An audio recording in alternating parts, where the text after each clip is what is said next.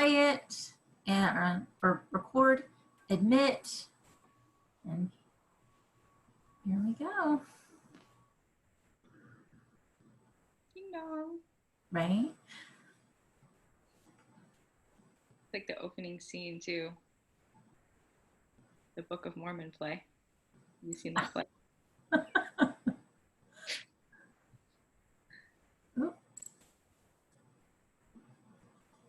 It's going slow for her. There it is. Hello, Abby. Good morning.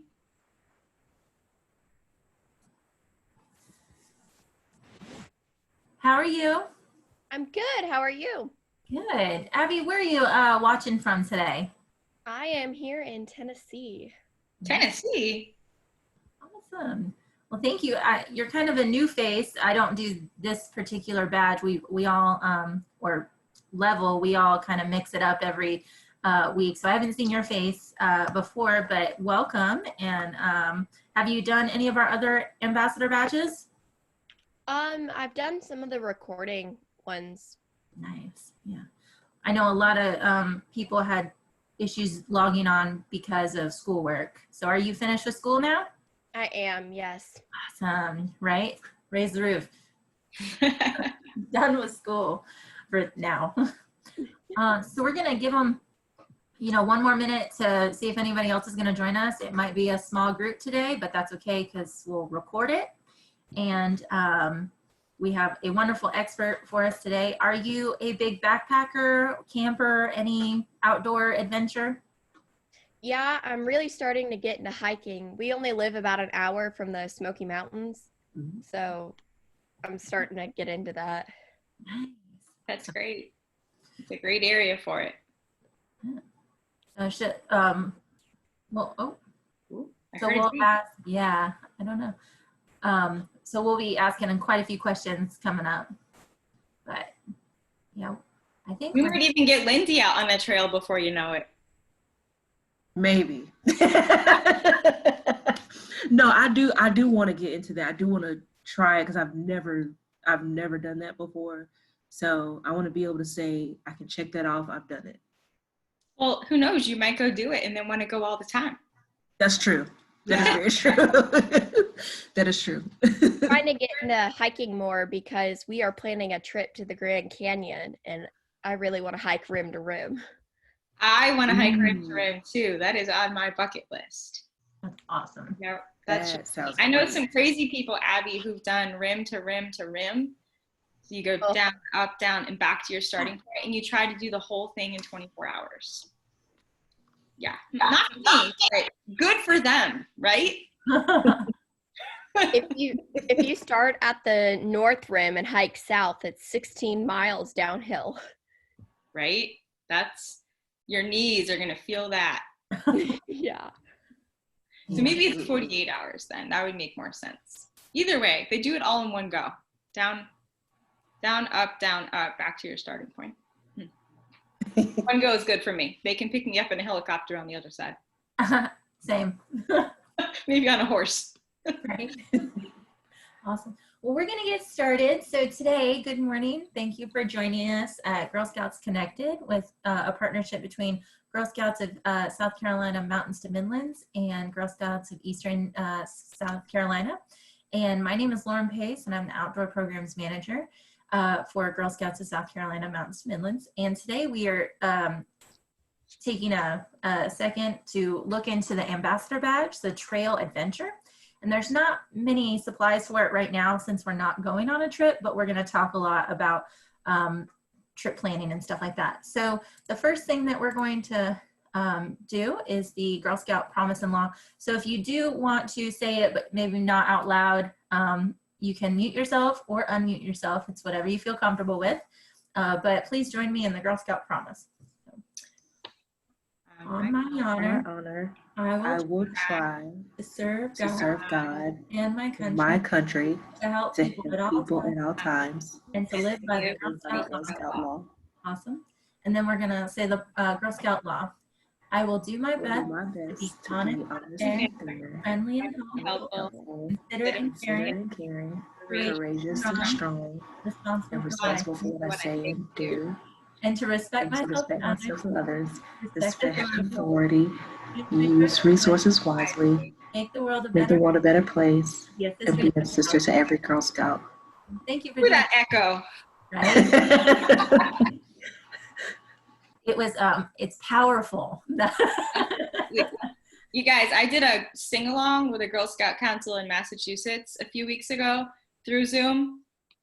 Whoa, just Right? whoa. Awesome. Yeah, we're gonna have a sing along soon, and I'm worried about the echo. So they had everyone muted except the presenter and then one person who sang along with them, especially if it was like a call and response. But other than that, it was just kind of sing along with me from your home. Yeah, that's kind of how we're gonna have to do it. Yeah. So the badge today is Trail Adventure, and here are the badge requirements. So step 1 is choose your outdoor adventure. Step 2 is plan and prepare. Step 3 is gather your gear. Step 4 is set a goal and train for your adventure. And step 5 is go on that adventure. Today, the purpose of the badge, when we've earned this badge, we will have planned and learned the skills to help coach another girl in trail running, or planned, prepared, and completed a 5-day, 4-night backpacking trip. So that's a pretty good trip. Our activities for today, we're going to talk about choosing your outdoor adventure, and step 2, plan and prepare. Okay. So our special guest today is Michelle Pugh, and she goes by Brownie as a camp name, and she's been an avid hiker across, so they sometimes have camp names. She is a backpacker, an author, and a lifetime Girl Scout. So thank you, Michelle, for joining us today. Thanks for having me. So you want me to go to the next slide? Sure. Sure. All right. Oh, wait. Is that right? Yeah, so that was just kind of the first part of this badge is talk to an experienced trekker. So someone who's experienced many different terrains and conditions, find out what they like best and what they like to do. Go ahead and click for me, Lauren. Sure. So why me? Why am I the person talking to you today? Y'all don't know me. Y'all don't know my background. So I thought we'd start with that. Who am I? Why am I qualified to talk to you about this? So first of all, from a Girl Scout perspective, I am a lifetime Girl Scout. I've earned both my silver and gold award. I've been a camp director at 2 different Girl Scout camps. I grew up attending a primitive residential Girl Scout camp for my entire childhood. And I've been both a troop leader and a volunteer for, I think, 5 or 6 councils now. So I've been involved in Girl Scouts my whole life. I know why it's important. I know the importance of badge work and sort of the things you need to do to earn those badges and maybe more importantly, retain the skills to be able to use them. So from that front, that's why. On the other side of my life, I am also an author, a public speaker, and an outdoor educator. I'm an EMT, a wilderness EMT, and a wilderness first aid, first responder, EMT, and CPR instructor. So if you kind of mix it all together, right? I love to be outside. I've taken a lot of training and taught a lot of training to help other people be safe outside. And then I've spent a lot of time speaking in public forums, helping other people get excited about, be safe in, and plan for outdoor experiences. So that's why I'm here today. Go ahead and click for me. Awesome. So the first part of this whole thing is it's sort of talking about hiking. Where do you want to hike? Why do you want to hike? So Abby, I'd love to know from you. You've mentioned the Smokies and that you're near there and want to hike there, and that's wonderful. Anything else on your bucket list or hopeful list for hiking? Is there anything specific that excites you? Well, yeah, we have a couple of really big hikes here in the Smokies, and I really want to do those. And I really, really want to hike the Grand Canyon. Wonderful. Talk to me about really big. What does that mean in your book? Are we talking altitude or miles? Both, really. There's this one called Rocky Top. There is actually a point called Rocky Top, Tennessee. Yes. And it is 7 miles uphill. Yeah, I've hiked over Rocky Top. It's worth it though. And you can sing the song in your head all day long. At least that. All right, well, Lauren, how about you? I know you've been getting into hiking lately. So tell us a little bit about the things you've done lately and then what's coming up for you. Mm-hmm. Yeah, so I really love I'm a sucker for a waterfall. So right. I will trek out to go see a waterfall, and they all look kind of the same, but I'm absolutely in love with them. So I've taken a small, small tour of Pisgah National Forest and a lot of those waterfalls, but I'd like to, go a little bit farther into North Carolina and see a lot more of those. And then also Chimney Rock has a whole 2 other trails. They're sometimes, I don't remember how long they are, but they're a couple miles. They're not overnight. That one is not particularly overnight, Okay. but they're longer and they do have altitude. So you do have to kind of prepare and train for it, maybe in a way. Great. And so I know this friend of yours who lives near Chimney Rock and the land of the waterfalls. yes. That's great. That's awesome. So one of the things I love about hiking is that everyone you talk to who hikes or aspires to hike has completely different goals. So for one person, getting outside and just maybe seeing a trail, stepping foot on a trail, Lindsay, I'm talking to you, that might be a big aspiration and to hope to try. And that's important. That's big to get people outside at all, right? And then on the opposite end of the spectrum, you might have people who are looking to do trips that take them months or half a year or longer. But you can all have that experience outside. So this map that we're looking at, it's impossible to see on this screen, and that's okay. But the point is just that our country has a myriad of options when it comes to hiking. So these are just the long distance trails in the US. And I think for this purpose, long distance is considered over 100 miles of one continuous trail. So in our country alone, your options are so extensive, and this may even be an outdated map. So just know that if you decide to get interested in hiking, whether it's day hiking or backpacking, there's just, the world is your oyster. There's so much to see. Slide. Yep, slide. Awesome. So to give you a little background, what is my backpacking experience and why am I talking to you about it, or what am I hoping for you to learn about? I've done 7 long distance backpacking trips and aspire to many more, but I want to give you a quick rundown and jump in at any point if you have questions. But I started, my first long distance hike was actually my longest. I did the Appalachian Trail right out of college. I actually graduated college early to be able to go and hike. So that trail is just about 2,200 miles. It goes from Georgia to Maine, goes through 14 states. So, all right, one question. People will tell you like, oh, you hiked on the East Coast. It's just flat there. There's no elevation on the East Coast. Abby knows they're wrong. So I have some trivia for you, just for fun. How many times do you think the elevation gain on the Appalachian Trail, so cumulatively, all of the elevation you climb, what is the equivalency in times you would have to climb Everest to equal that? Any guesses? Maybe like 4. Good guess. You got a guess, Lauren? I'm thinking 2. 2. Okay, so for perspective, Everest is the tallest mountain in the world, right? So it is the pinnacle of if you're a mountain climber or a trekker. And the answer is that the Appalachian Trail equals that 16 and a half times. So the next time somebody maybe suggests that hiking on the East Coast is flat, you've got some trivia for them, okay? So after I hiked the Appalachian Trail, I sort of took a break from hiking, not for any negative reason, just my life took me in lots of directions. Go ahead, Lauren. And it wasn't until many years later I hiked the John Muir Trail. That trail is in California.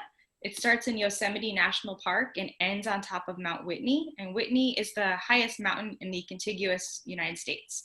It's over 10,000 feet high.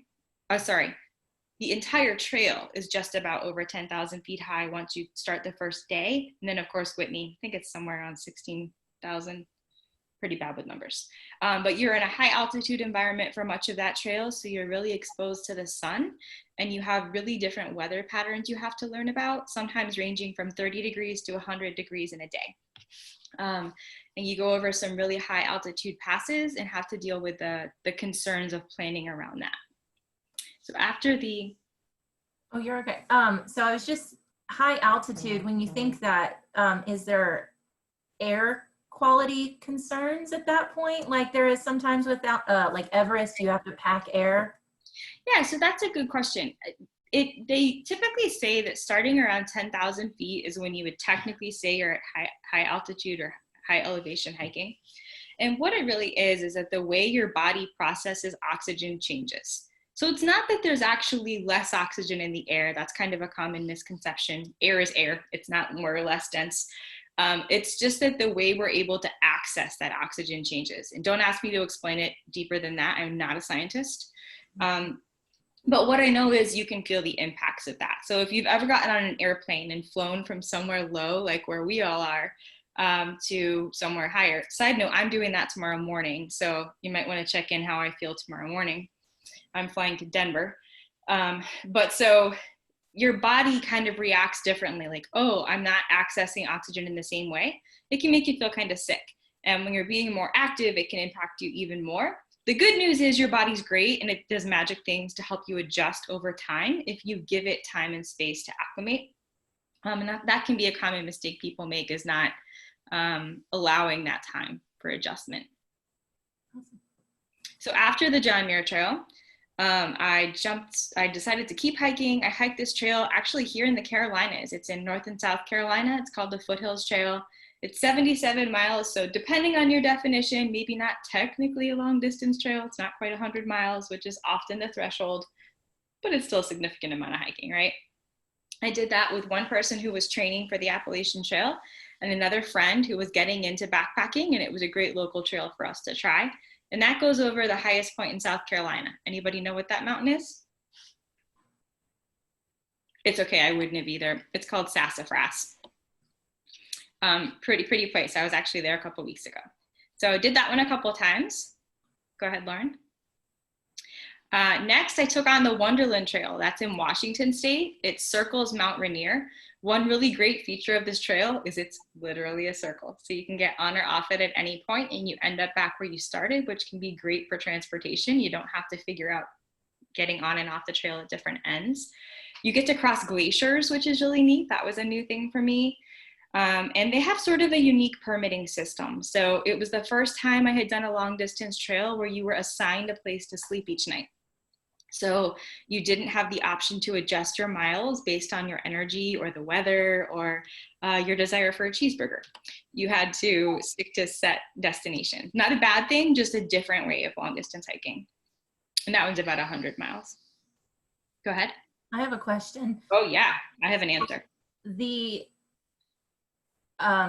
We're assuming that the 2200 Appalachian took months, but how long would you say a 77 to 100 mile, like the the Foothills and the Wunderland Trail, how long did those take?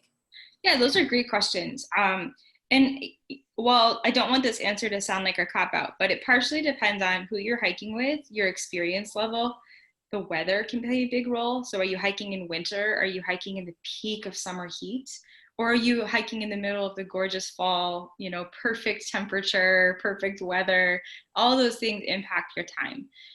So for me, I can always do 10 miles a day regardless of terrain.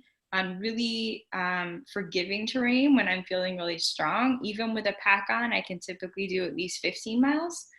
And on very gentle terrain or when I'm feeling really good, as much as 20. That's probably not average for most people who aren't backpacking regularly. And even for myself, I'd say right now I wouldn't push beyond 15 just because I haven't been out as much. So it's kind of dependent. It also depends if you're going to take any days off. So on this trail, we did not plan a day off, and I was hiking with someone who had never done a long distance trail. And there was a significant amount of elevation gain and loss each day. So we averaged 10 miles a day, and we planned for 10 days and finished in 9. Nice. So, yeah. And the 77-mile trail in the Carolinas, both times hiked it in the peak of summer heat and bug season. Not my strongest choice either time, but both times I believe it took 7 days, maybe 6 days. Cool. So after the Wonderland, I tackled a really incredible trail, the Tour du Mont Blanc. That's over in Europe. It goes through Italy, France, and Switzerland. It's 100 miles. It's also a circle. You may have heard of it because people actually run this trail. They run ultra marathons on it, which just walking it was so hard. So how you could run it, I just don't even know. But some interesting parts of this trail were that it went through obviously 3 countries. So there was a lot of history there. You're walking down cobblestone roads, listening to people speak other languages through windows. And so culturally, it was very interesting. There were people there from all over the world, all different languages. Hardly anyone spoke English. So that added some additional challenges. And then this should have been really obvious to me ahead of time, but I didn't think about it a lot, which was that I couldn't read the signs.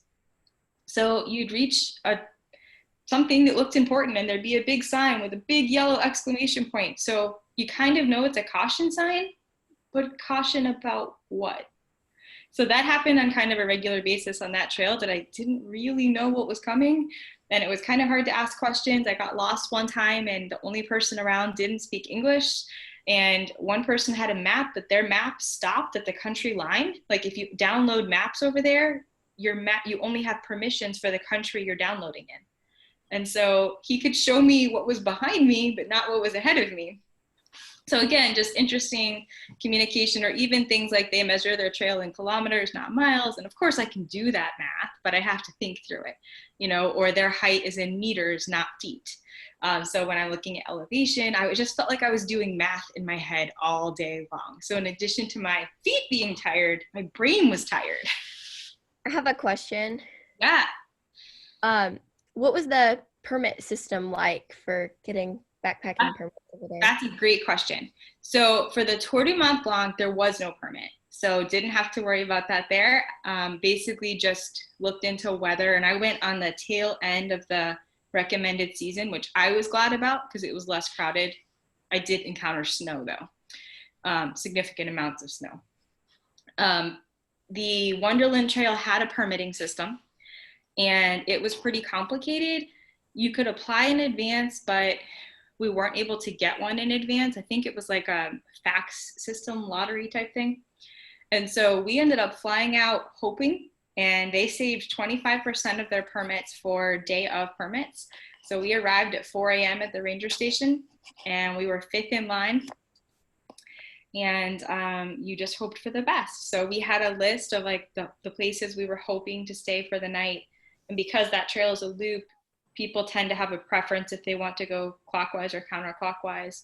So we just had a list of our preferences, and then you talk with the ranger and they help you plot your itinerary, and then they give you a copy. So that was that one. And the most challenging permit system I did was for the Muir Trail, and it remains very challenging. It's just such a popular trail. And it sounds, Abby, like you're familiar with the permitting system, and that's largely to protect those fragile areas. So even though it can be frustrating to not get the time slot you want, it is so important that we don't let people trample or overuse these resources, or it would make it less exciting in the future for people to tackle that. So after the Tour du Mont Blanc, All right. I did the Long Trail, and that was actually this past summer. That's up in Vermont. It's 272 miles. So you hike from the Massachusetts Vermont border up to Canada. And it is the oldest long trail in the country. It's rugged, really, really rugged. As you can tell kind of from what we've been through, I had done a lot of hiking before this trail, and it was still it was brutal. It was really challenging. 100 miles of it are contiguous with the Appalachian Trail, so it shares those miles. And just in full honesty, I did not repeat those 100 miles. I started at the point where I had diverted and finished the rest of the trail, and that was really a time constraint for me is the reason I did that. And it crosses the highest point in Vermont. Apparently Vermont actually has a debate about what their highest mountain is. So they have 2 mountains that, depending on your measurements, like they're neck and neck for who's highest. I think it actually crosses them both, but Mount Mansfield is commonly cited as the highest. So did go across that. And so that was my most recent long distance trail. So that said, anybody on here have an interest in long distance trails? It's okay if you don't. So I would say that so long distance being the 100-mile, kind of like breaking point in a way. Yeah. I don't know if I want to go over 100 miles. So I know I want to do less than that. Okay, that's fair. And hey, to be totally clear, trails that are less than that are no less wonderful, or no less of an ambition or accomplishment. This was not in any way to be a comparison, just to show you kind of why am I qualified to help people plan a trip or talk about safety aspects of the trip. And it's because I've taken a whole lot of them.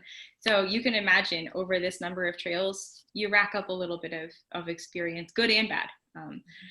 So Abby, how about you? Any desire to tackle, and I mean, the things you've got on your list are already pretty challenging. The Smokies has some hard hiking, and the Grand Canyon is extremely challenging.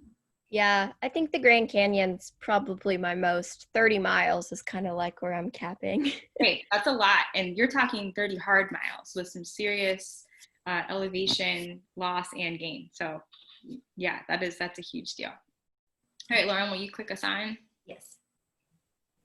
All right, so, and that was sort of the point of this slide, is that yes, I've done lots of big hikes and they were wonderful and I hope to do many more, but I also do lots of little hikes and those matter a lot too. So in this picture, you can see the top left there, that's my niece. She's grown up a little since that picture. She's now 10, but she is now my backpacking buddy. She just got her first backpack, her overnight pack, and did her first overnight a few months ago. So you can imagine that hiking with in this picture, 4-year-old and a now 10-year-old, my mileage is really different. My goals are really different, but we have a great time. The bottom left picture there is some girlfriends I made in a tennis league, and we do some day hikes occasionally. The bottom right there, that's my dad, and he's retired. He's not a spring chicken anymore.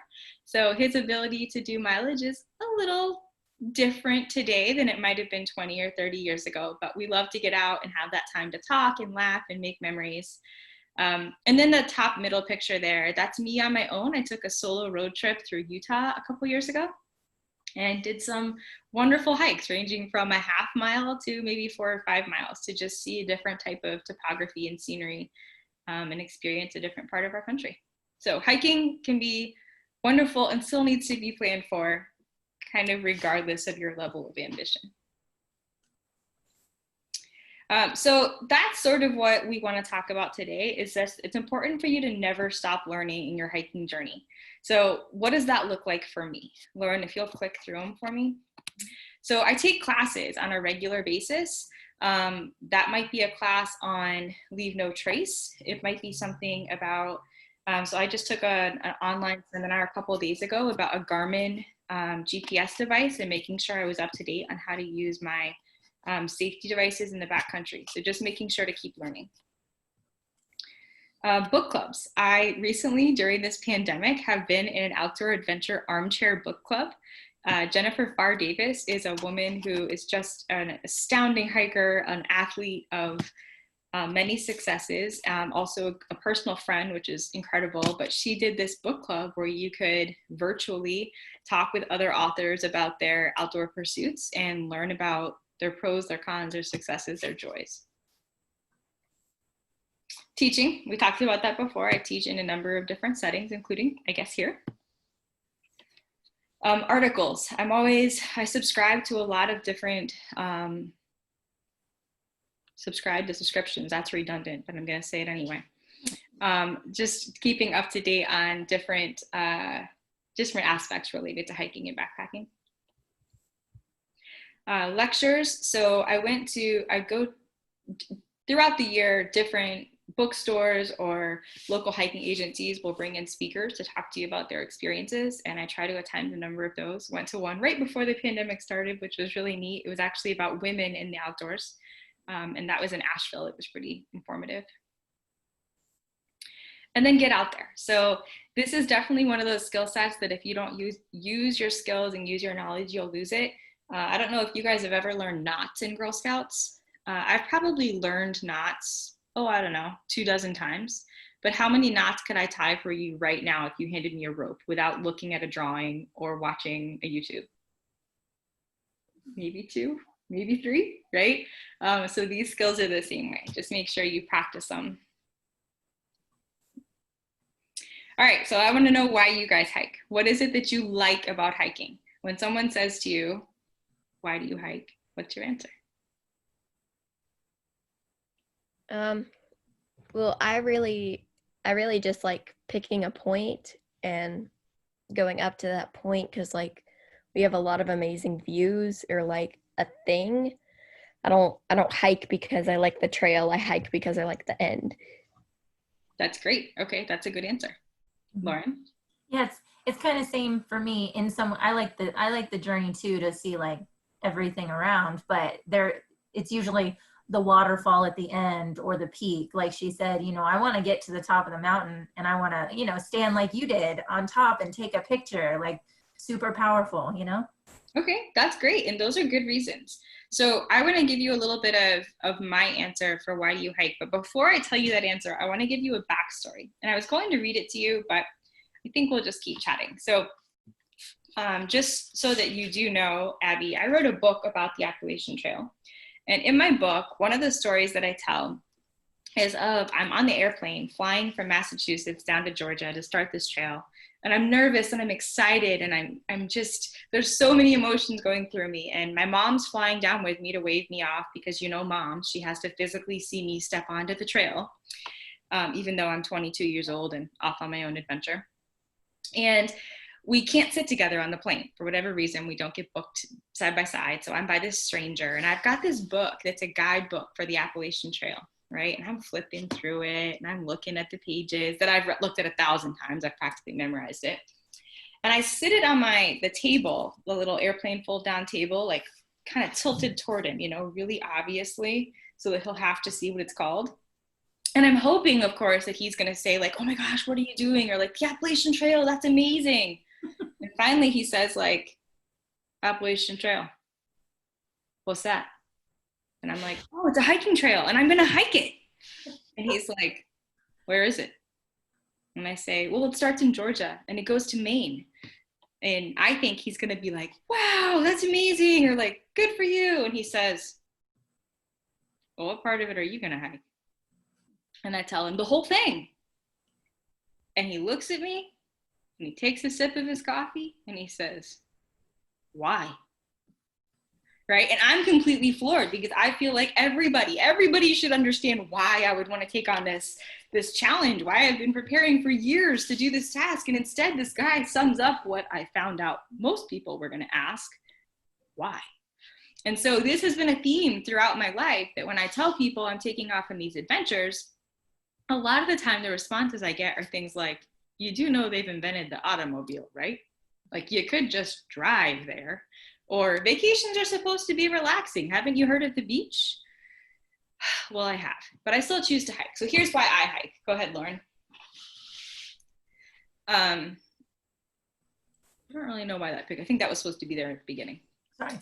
No, that's my fault. So this is actually off Sassafras Mountain. So this is a view from a hike I took about 2 weeks ago, a little pandemic escape, and it was wonderful. I camped right on this ledge looking out at the sunset. So why do I hike? Go ahead, Lauren. The mystery. I want to know what's next. I love that I have no idea what's around the next bend in a trail. Is it a mountain? Is it a sunset? Is it a stream? Is it an animal? I don't know. Better keep hiking. Scenery that few people see. I don't think many people in my life have watched this sunset from this mountaintop. I think that's pretty cool. The physical challenge, I like that I'm pushing my body to do hard things. I like that I'm earning that chocolate bar at the end of the day. And there's always a chocolate bar. I like that hiking is the perfect balance of simple and hard. So it's hard physically. It's a lot of mental challenge. It's a lot of planning and preparation. But there's parts where it's simple. So when you're on the trail, the only problems you have are the problems immediately in front of you. And the only things you have to think about are the things on your body or on your back. So you don't have that, oh man, I should do laundry, or do I need to empty the dishwasher? Or did I pay the garbage bill? Does the garbage need to go out tonight? Did I feed the cat? Did I do my algebra homework? Like you don't have those things because you're on the trail. Life is simplified down to one topic, and I kind of love that. You have fewer decisions to make, but the ones that you do make can have a huge impact. So one bad decision can mean hypothermia. One bad decision can mean, injuries or danger to you or your hiking partners. It can mean a wrong trail, a wrong turn, getting lost. and friends you might not meet otherwise. Some of the people that I've met on trails are nothing like me in many walks of life, but might be people I've stayed close to and only met because we shared an enjoyment for being on a trail. All right, so talking about trip planning is part of what we're meant to do today. And so I want to run through some of the things that I think through when I'm planning a trip. You can ask questions at any point, and also know, Abby, that if you didn't get it already, you will get an email of this outline. So don't feel like you have to take notes. Certainly you can, but just know that I've sent you sort of the trigger points for what I run through in my head when I'm planning a trip. So the first question I want to know is, how much time do I have? Am I planning a trip that's going to take 2 days or 3 weeks, right? That's going to make a big difference in how many miles I can tackle. And factor in your driving time. So if you have exactly 3 weeks off school, you need to know when you've got to be back, and how far it's going to take you to get to the trail and from the trail back home. My next question is, who's going? So whenever you take a hike, it's important that you recognize that the mileage you're able to tackle is based on the least trained or least fit person in your group. And that's not a negative against that person. Instead, it's a positive for your whole group, because you won't have a positive experience if one person is struggling or hurting or uncomfortable. So you always want to scale your mileage back to that least trained person. And that's where you start. So for example, when I take a trip with my niece, we don't look at the fact that I can hike 15 miles a day. We look at the fact that she can hike 4 comfortably with a pack, because she's 10. And so that's what we base our mileage around. And then you also want to think about things like elevation. So just because you can hike 4 miles, or let's say 10 miles, doesn't mean you can hike 10 miles if you're climbing 5,000 feet in those 10 miles. So it's really important to look at your trail map and to know what your elevation changes are. And that's both up and down. Down in your head, it's like, oh, we're going downhill, it's easier. We've probably all rolled down a hill as a child, right? And it seems really fast and it's really fun. But when you've got 40 extra pounds on your back, your knees are really mad about it. And they might not be mad for the first mile, but try 5 miles. Your knees will be screaming. So when you're looking at planning for mileage, an average hiker can go 1 to 2 miles an hour, and you want to add 30 minutes per 1,000 feet of elevation gain. It seems like a complicated math problem. In some ways it kind of is. But you also want to factor for the fact that you get tired throughout the day. So do you think you're walking as fast at 3 o'clock as you were at 9 a.m.? I'm not. So you want to make sure and just think about those things and factor in breaks. Few people want to get out and march from 9 a.m. till whenever you stop for the day. I don't know about you guys, but if there's a pretty lake, I'm probably stopping for a little rest beside it, maybe dip my feet in, maybe play Frisbee in a field. Like, I want time to enjoy being out there. That's why I'm out there. So factor that in. The next thing would be what type of trail it is. So Abby, you asked some good questions about permits and things earlier.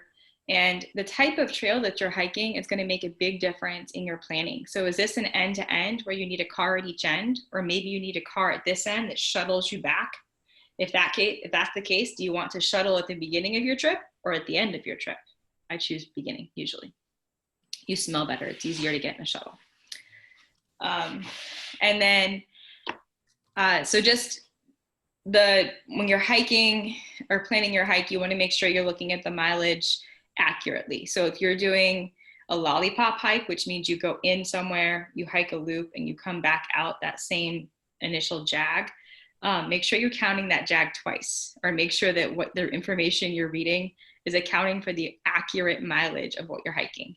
People get into some pickles by not thinking about the fact that sometimes your hike might be a significant amount longer.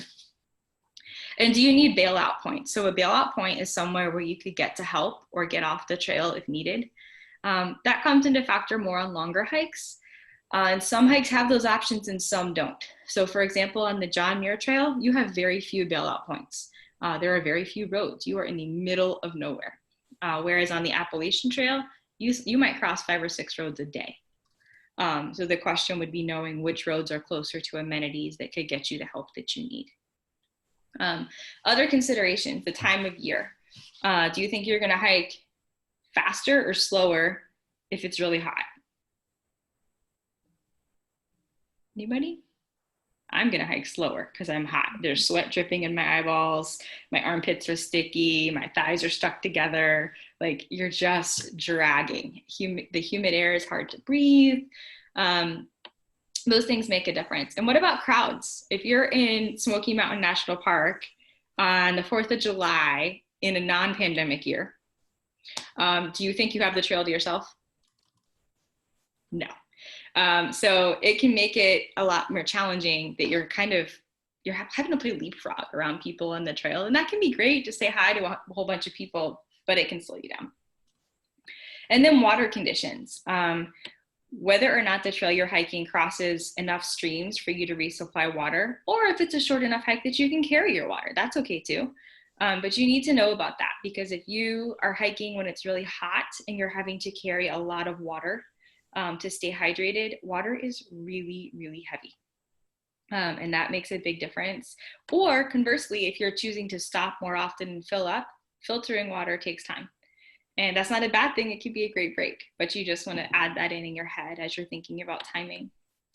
So those are all some pretty big considerations initially. And I would be thinking through all of those things. Some answers I might know. And if I didn't, that's where kind of step 5 comes in for me, which is research, research, research, research.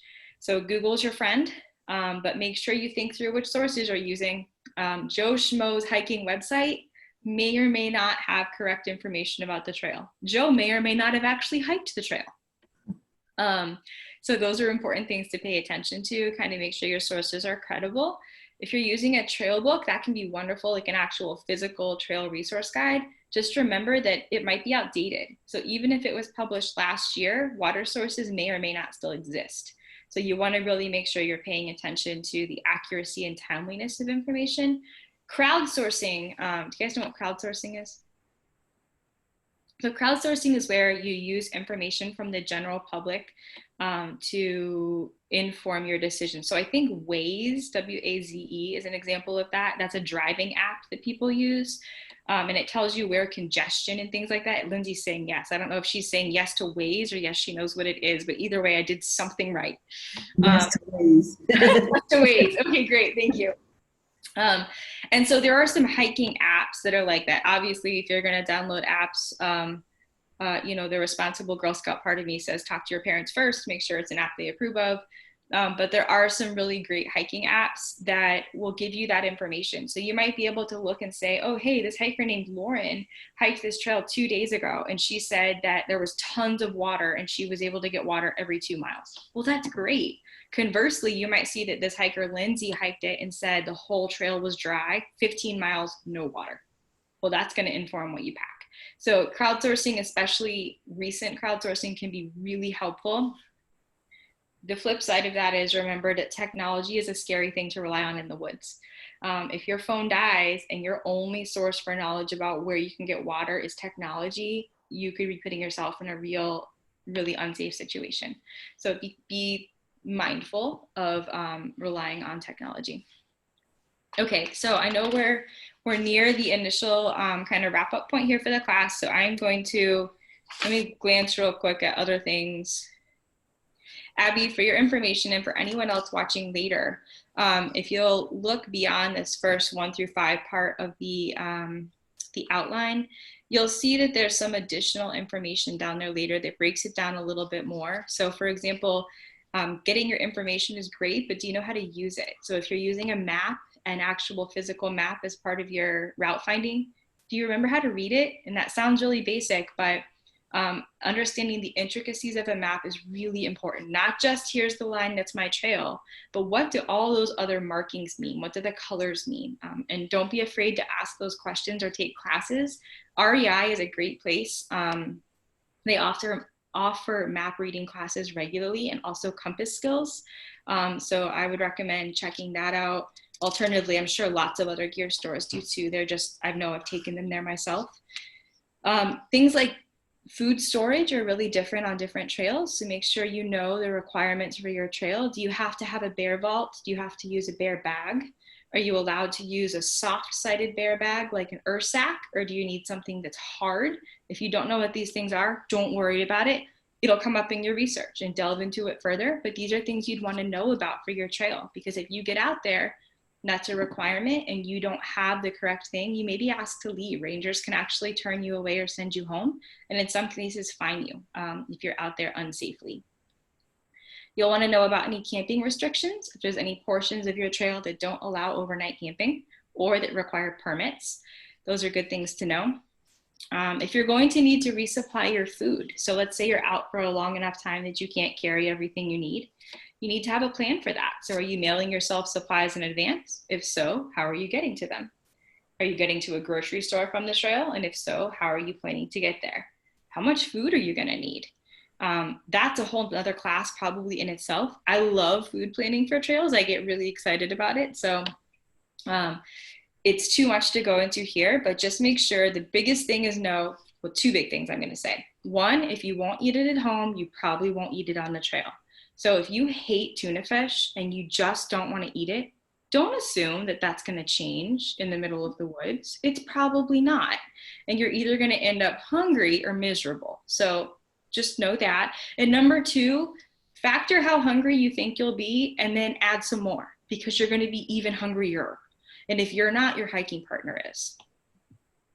So bring extra. I'd say extra chocolate. That's really good. Chocolate's good.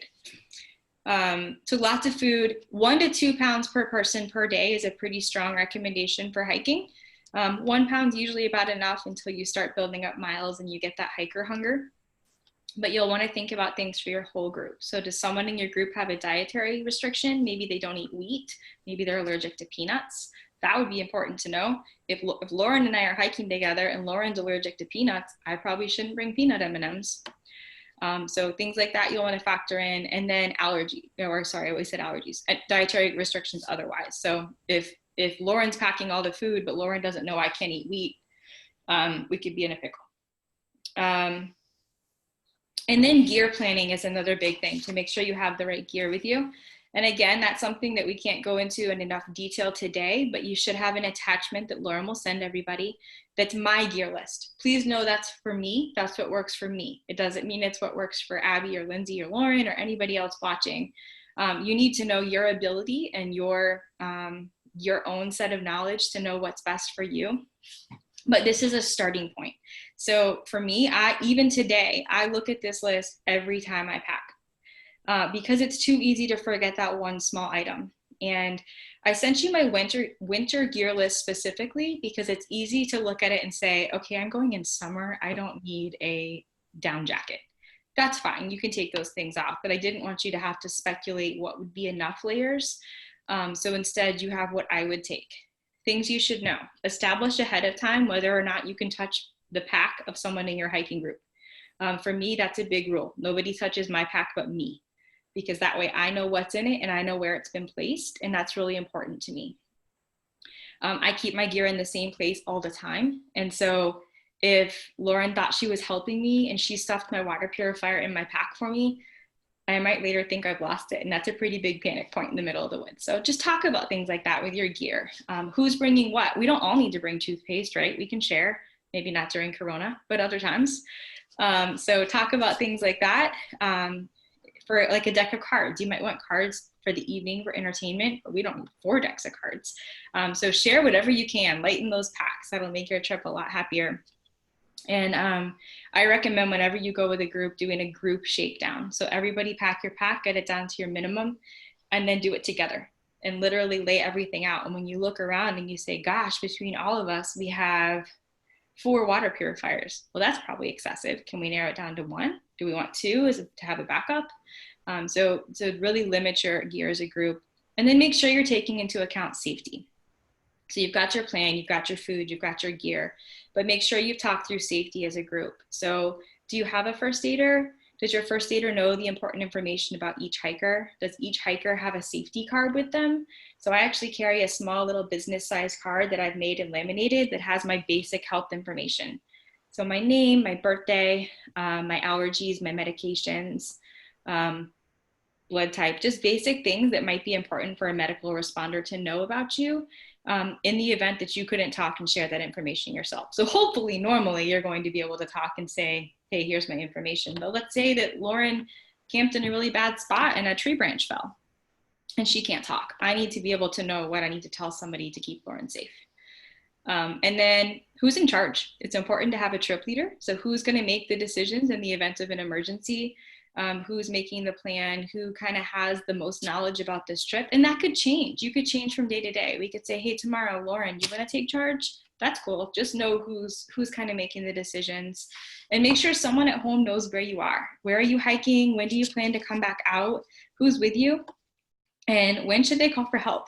You should have that established ahead of time. So, and those plans have kind of grown and evolved for me as my skills have evolved. I've had to train my parents. That's important, to make sure they knew what to do if I didn't show up when I said I would. And part of that safety plan, I would know ahead of time what your group is going to do if you get separated. What is your always go-to plan? And what will you do if you get lost? So make sure you've talked about those things in advance. For me, or for people I hike with, my two big requests are we don't cross any major point separated. So if we get to a road, we wait and make sure we're all together and cross the road. If we get to a major viewpoint, say a monument or something in the woods, we would all gather there and then continue on. Same thing for trail intersections. It's just too easy to get distracted. You're in the middle of a conversation, two of you go off this way, the next person goes the correct way. Now you're on different trails. Now what? And then the last thing that's big for me to make sure people don't get separated is if you leave the trail itself, the physical trail you're hiking, you leave something belonging to you on the trail. So for example, if I'm hiking in front and Lauren and I are together, but she's out of sight behind me and I stop to use the bathroom, I'm going to leave my hiking pole stuck in the side of the trail, maybe with my bandana on, maybe just my pole if it's really obvious and she's going to know it's mine. So that when she reaches it, she'll go, oh, Michelle was here and she's off trail. So she'll know not to pass me. That way you always keep track of who's in front of your group. That's a pretty big safety tip. So that's kind of the big things I wanted to hit. I know it leaves a lot of open-ended questions, and I know we're close on time, but does anyone have any questions or things that I could cover or elaborate on today before we wrap things up? Anybody? Well, I have one. Okay. Do you prefer hammock camping or tent camping? That's a good question. And I can answer that one from experience. So historically, I was a tent camper, and if I'm being very honest, that's because when I started camping, hammock camping wasn't a thing yet. So that's dating me a little bit, but that's just the truth of the matter. But I met a lot of people who just loved hammock camping. They were so enthralled by it. They felt like it was more comfortable, more convenient, more lightweight. You name the pros, they had a list a mile long. So I decided I was going to try it. So on my first Foothills through hike, I actually went and bought all of the hammock camping equipment. A former colleague of mine taught me how to hang the hammock. And I was so excited to become a hammock camper. And then three things happened. One, I tackled the Foothills Trail during a week where it thunderstormed for 7 days in a row. Just imagine that.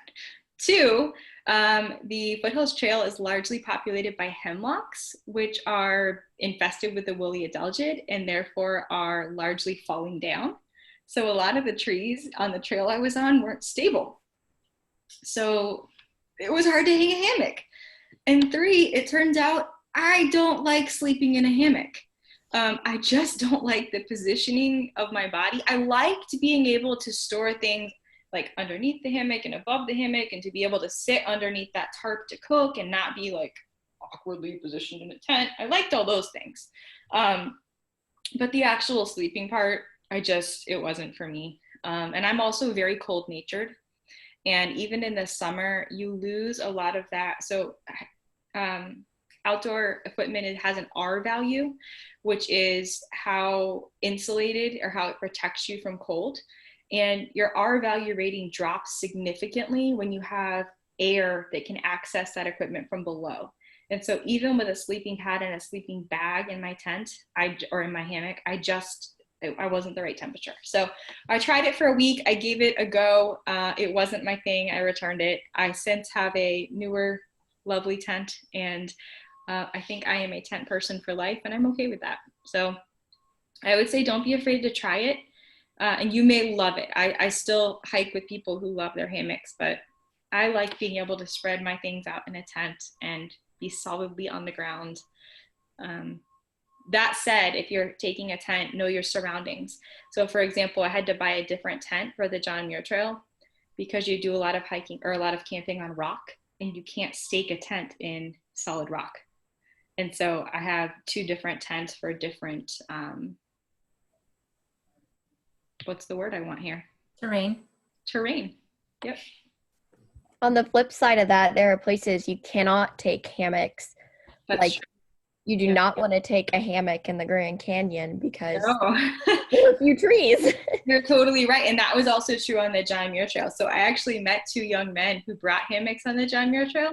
I don't know what they were thinking because most of the trail is above tree line, as in no trees. I don't know where they thought they were going to hang those hammocks, but needless to say, they ended up having to have a tent sent to them. So you're right. You're absolutely right that hammocks do have some limitations. And some places won't let you hang a hammock because of damage to the trees or potential damage to trees. So there are a few limitations there. I think research.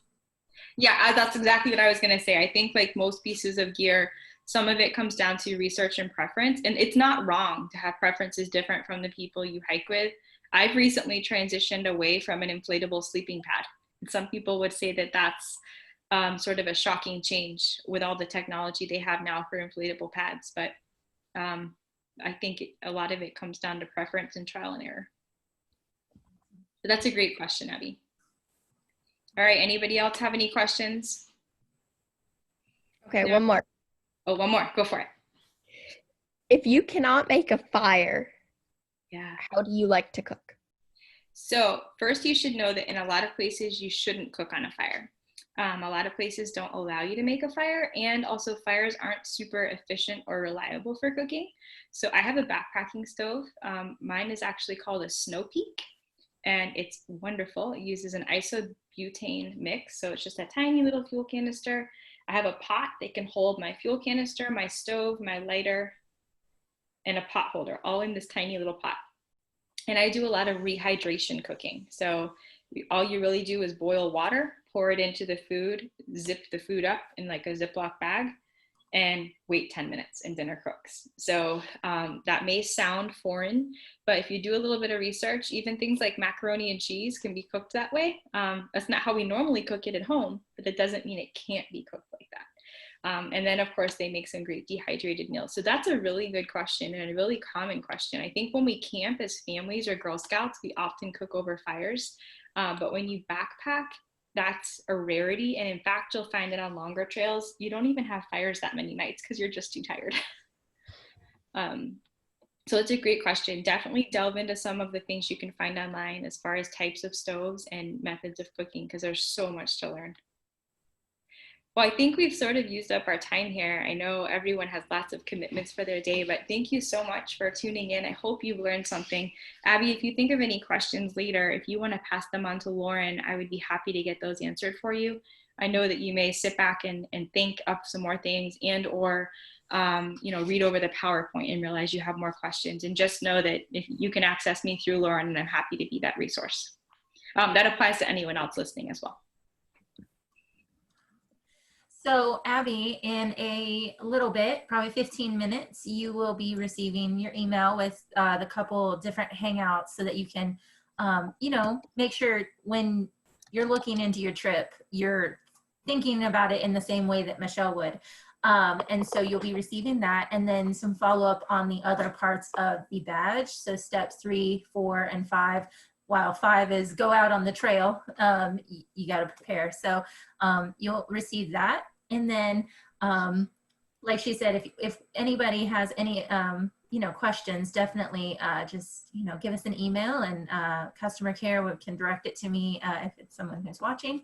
And we've had a great time. Thank you so much, Michelle. I love hearing about everything you've done. It's just crazy and amazing. I hope that everyone took away at least 1 or 2 new points and just has some enthusiasm to get back out there on those trails once the world returns to normal a little bit. Thank you so much. You guys have a great day. Bye. Bye, Thank everybody. you. Okay.